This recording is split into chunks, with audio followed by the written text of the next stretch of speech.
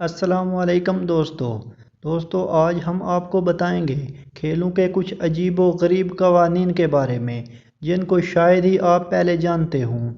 دوستو اگر اس سے پہلے آپ نے ہمارے یوٹیوب چینل شاہد سپورٹس کو سبسکرائب نہیں کیا تو سب سے پہلے سبسکرائب کر لیں اور ساتھ بنے گھنٹی کے نشان پر لازمی کلک کریں تاکہ نئی آنے والی ویڈیو سب سے پہلے آپ تک پہنچ سکے۔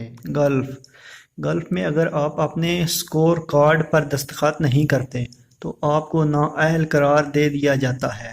دستخط کرنا اس بات کی ضمانت آپ اسکور سے متفق ہیں، لہٰذا اگر آپ دستخط نہیں کرتے تو وہ آفیشیل نہیں ہوگا اور کھلاڑی کو نااہل قرار دے دیا جائے گا۔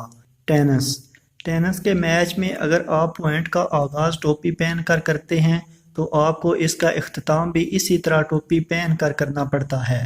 اگر اسے پوائنٹ کے درمیان اتار دیا جائے تو پھر اس پوائنٹ کو دوبارہ کھیلا جاتا ہے۔ برطانوی ٹینس اسٹار اینڈی مرے 2012 کے یو ایس اوپن کے میچ کے دوران اس قانون کی زد میں آئے تھے۔ ایتھلیٹکس ریس کے دوران شرٹ اتارنا ممنوع ہے اور ایسا کرنے پر نااہل قرار دیا جا سکتا ہے۔ فرانسیسی رن ماہر ڈیرن مخیسی بنیا ود کو 2014 کی ریس کے دوران شرٹ اتارنے پر نااہل قرار دے دیا گیا اور وہ اپنے گولڈ میڈل سے محروم ہو گئے۔ کرکٹ کیا آپ جانتے ہیں کہ ایک کھلاڑی کے آؤٹ ہونے کے 3 منٹ کے اندر دوسرا بیٹسمین میدان میں نہ اترے تو انہیں ٹائم آؤٹ کر دیا جاتا ہے؟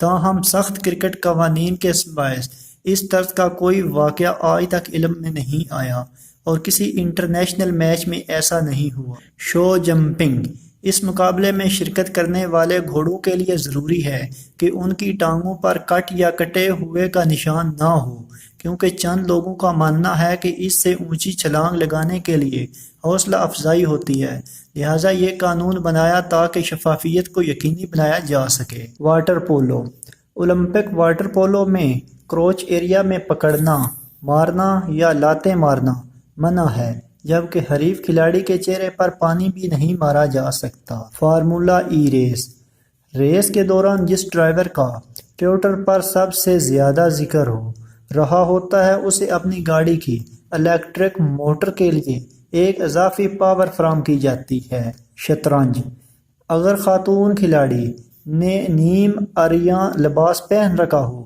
تو اسے مقابلے کے لیے نااہل قرار دیا جاتا ہے۔ اگر ان کا حریف کھلاڑی شکایت کرے تو ججوں کا پینل اس بات کا جائزہ لے گا کہ آیا خاتون کھلاڑی نے مناسب لباس پہنا ہے یا نہیں۔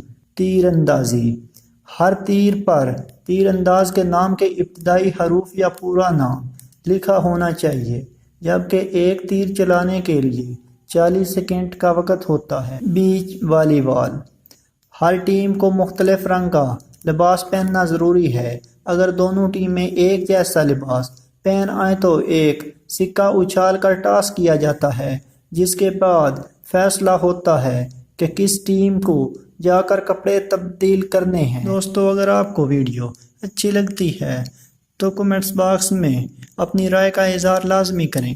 ملتے ہیں کسی اور ویڈیو کے ساتھ، تب تک مجھے دیجیے اجازت۔ اللہ نگہبان۔